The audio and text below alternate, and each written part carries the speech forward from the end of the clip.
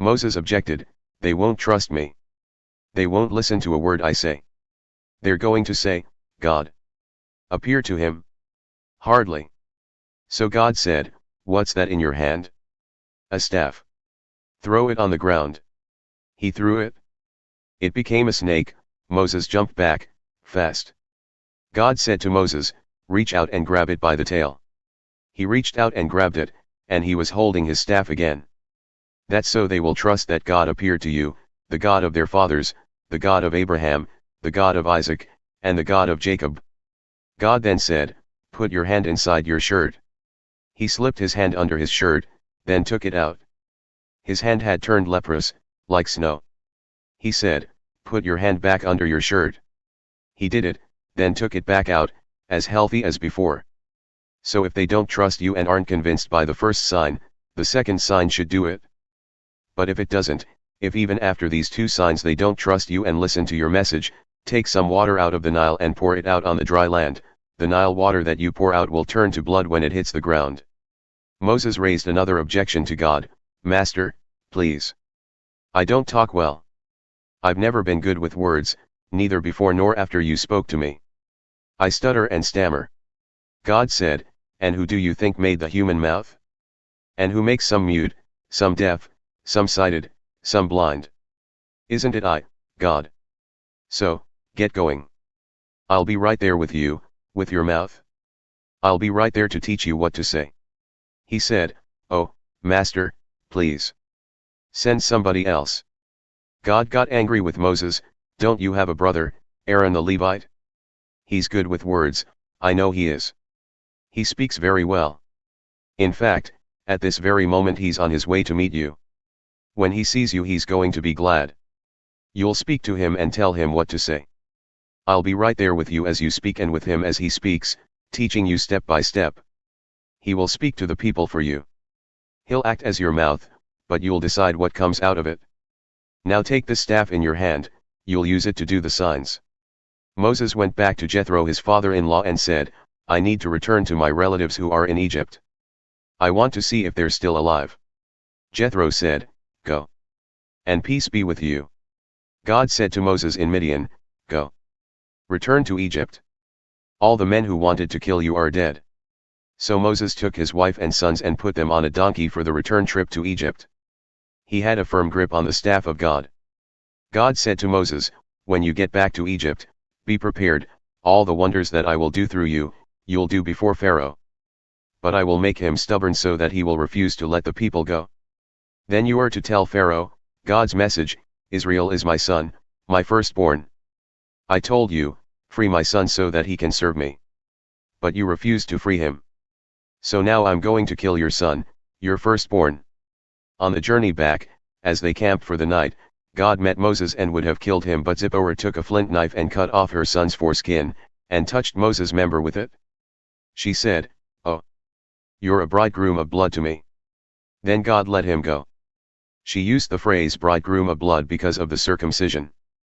God spoke to Aaron, "Go and meet Moses in the wilderness." He went and met him at the mountain of God and kissed him. Moses told Aaron the message that God had sent him to speak and the wonders he had commanded him to do. So Moses and Aaron proceeded to round up all the leaders of Israel. Aaron told them everything that God had told Moses and demonstrated the wonders before the people.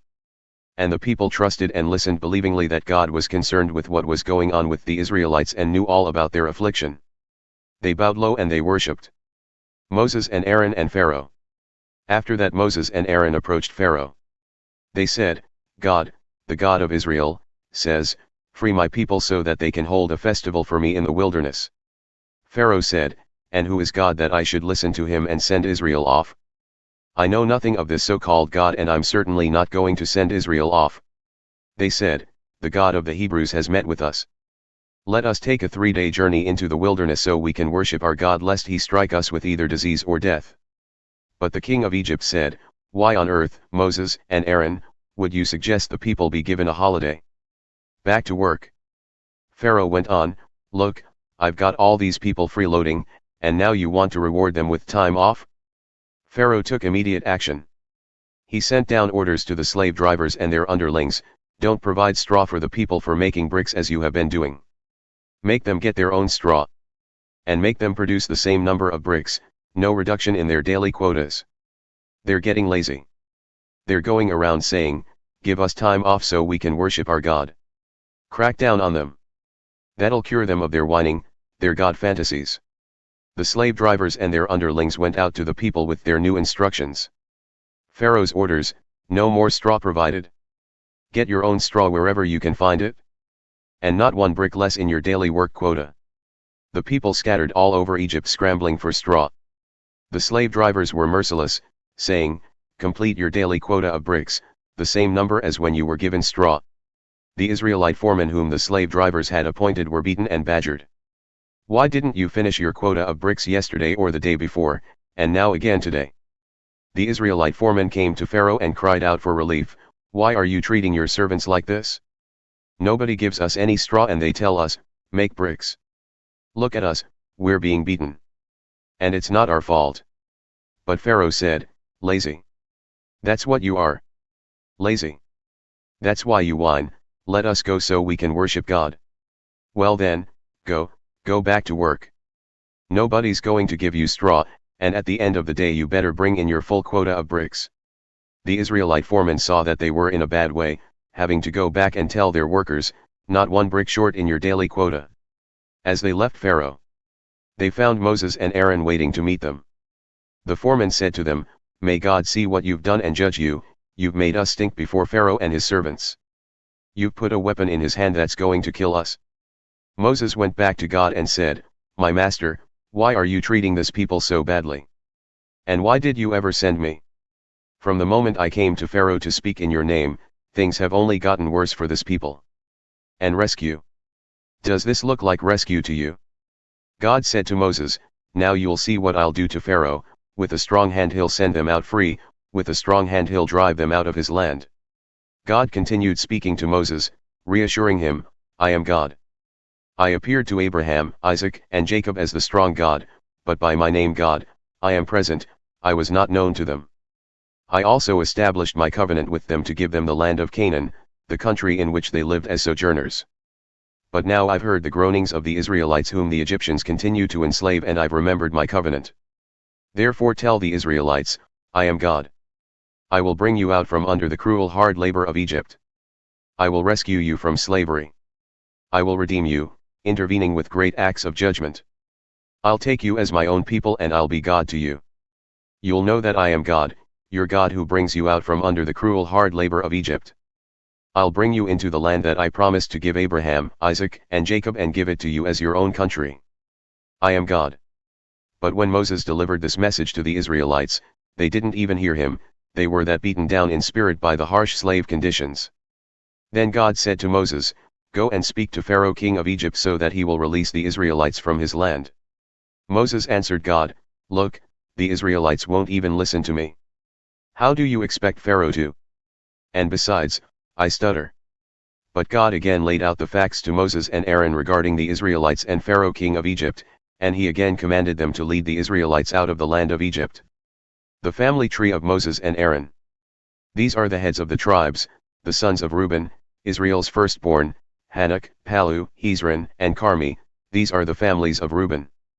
The sons of Simeon, Jemuel, Jamin, Ahad, Jachin, Zohar, and Saul, the son of a Canaanite woman, these are the families of Simeon.